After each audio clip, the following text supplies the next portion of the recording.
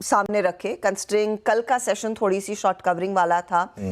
वो एफआईआईज नदारत है, लेकिन तब भी हम वो अलग सा आंकड़ा देख रहे हैं। नहीं देखिए, अब मैं बताता हूँ आपको। कल हमने आप अगर एफआई और डीआई के आंकड़े देखेंगे तो डीआईएस ने करीब 3300 करोड़ की बाइंग की है, एफआईआईज ने करीब 2300 करोड़ की सेलिंग की है, लेकिन ये नंबर आधा अधूरा है। अगर आप ग्रॉस नंबर देखेंगे एफआईआईज के 4200 करोड़ की बाइंग है, 6600 करोड़ की सेलिंग है। ये नंबर नॉर्मली पता कितना होता है? 32,000 33,000 करोड़। तो हम कहते हैं ओवरऑल वॉल्यूम 64,000 करोड़ होता है, जो इस समय घट के 10,000 करोड़ पर आ गया। तो इसके लिए इस नंबर की कोई सिग्निफिकेंस, वो भी एक्सपायरी वाले दिन।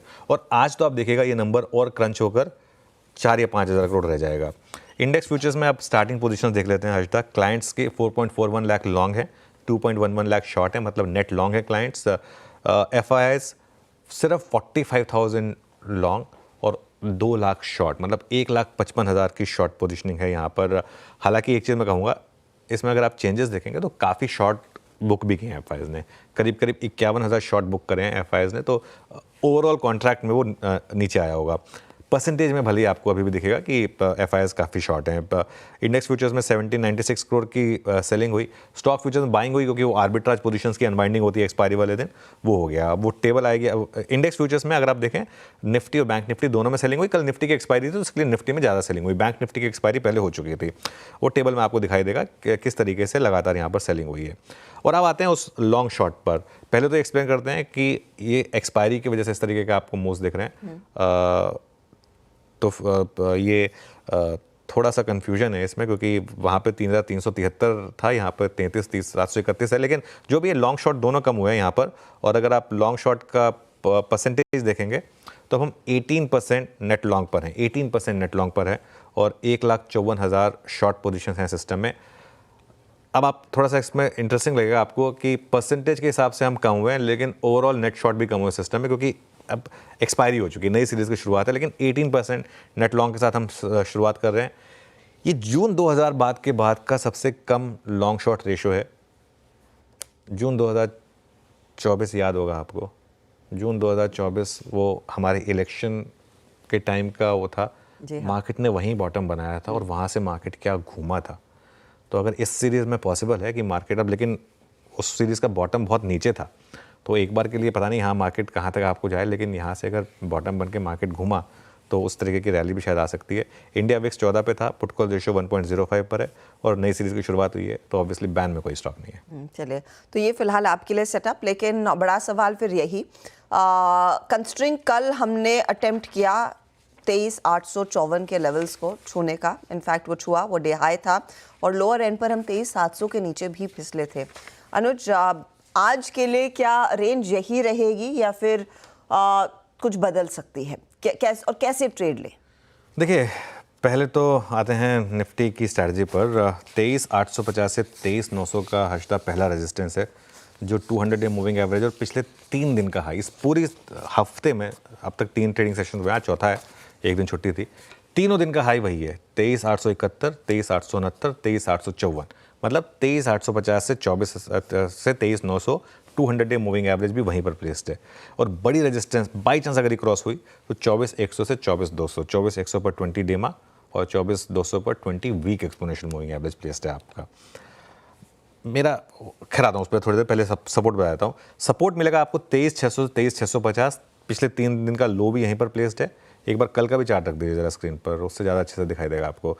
23,600 से 23,650, आई थिंक कल भी हमने 23,651 के करीब, 23,653 का लो था। 53, हाँ। उससे पहले 23,740 का लो था, और उससे पहले 23,640 का लो था। तो 23,650 मान लीजिए आप।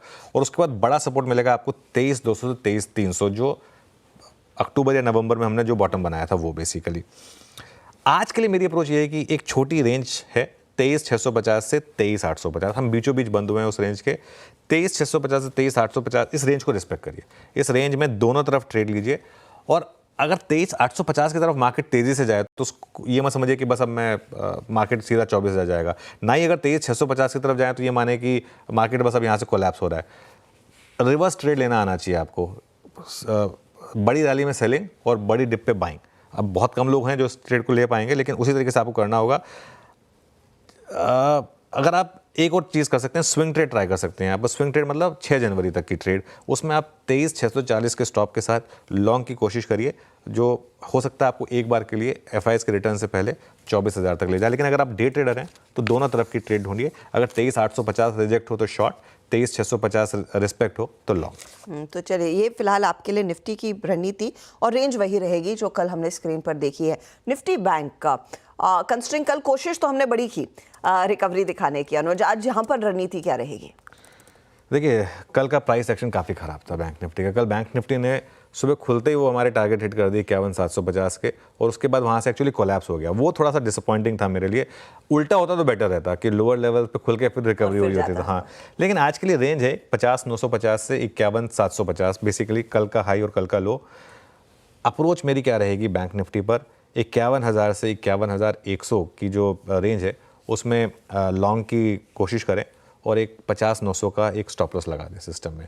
अगर हम फ्लैट खुल रहे हैं और अगर आपको ये रेंज मिल रही है तो, और शॉर्ट ट्रेड ओपन होगी 51,500 से 51,600 तक की। अगर रैली मिले आपको और वहाँ पर रैली फेल हो, देखिए रैली का फेल होना ज़रूरी है, अगर वहाँ पर रैली फेल हो तो 51,800 के स्टॉप के साथ एक वहाँ पर शॉर्ट ट्रेड ट्राई करें, जो कल भी जिन लेवल से बैंक निफ्टी घूमा। इंट्राडे में ट्रेड लें और दोनों तरफ की ट्रेड लेने की कोशिश करें। कोई भी ट्रेड बहुत ज़्यादा कैरी फॉरवर्ड करने की यहाँ पे ज़रूरत नहीं है इस समय। और एक चीज़ मैं अपफ्रंट बोल रहा हूँ, बिना स्टॉप लॉस की कोई ट्रेड मत लीजिए, क्योंकि इस मार्केट में अगर आप स्टॉप लॉस लगाए बिना ट्रेड करेंगे तो बहुत दिक्कत हो जाएगी। चले, बिना स्टॉप लॉसेस के कोई ट्रेड नहीं, और थोड़ा सा यहाँ पर भी इंट्राडे में काफ़ी एक्शन देखने को मिल सकता है, या फिर उम्मीद तो यही है जिस तरह से स्थिति उभर कर आई है। लेकिन इस चर्चा की शुरुआत में आपने मेंशन किया था कि देखिए स्टॉक स्पेसिफिक्स पर जोर देना है। अनुज, आज बिग स्टॉक्स एक इंडसइंड बैंक रहेगा। इंडसइंड बैंक रहेगा। पिछले क्वार्टर का accident of the season, accident of the day तो था ही, एक्सीडेंट ऑफ द सीजन भी था इंडसइंड बैंक। उसको मैं ग्रीन में लेकर चल रहा हूँ। पहले तो न्यूज़ बता देते हैं कि क्या है। 1573 करोड़ का एमएफआई पोर्टफोलियो ये बेचने वाले हैं। 85 करोड़ का इन्होंने रिजर्व प्राइस रखा है, मतलब 95% हेयर कट। सिंपल टर्म से बात कहूँ ना, फ्री में ले जाइए हमारा से, लेकिन बस ले जाइए इसको, हमें नहीं चाहिए, ये वो बात है। और हजदा मैं एक पढ़ रहा था, फाइनेंशियल एक्सप्रेस की रिपोर्ट पढ़ रहा था, उनकी थोड़ी सी रिसर्च है इसमें। फाइनेंशियल एक्सप्रेस की जो रिसर्च है उसमें लिखा है कि एमएफआई पोर्टफोलियो में जो उनका ग्रॉस एनपीए था वो 2,259 करोड़ का था।